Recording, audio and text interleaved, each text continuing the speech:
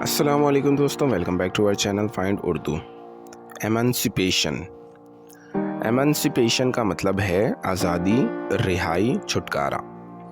ایمانسپیشن کا مطلب ہے کسی شخص یا گروپ کو کسی قید، مجبوری یا دباؤ سے آزاد کرنا۔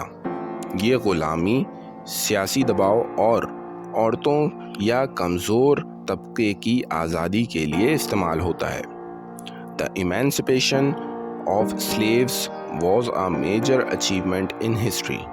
غلاموں کی آزادی تاریخ کا ایک بڑا کارنامہ تھا۔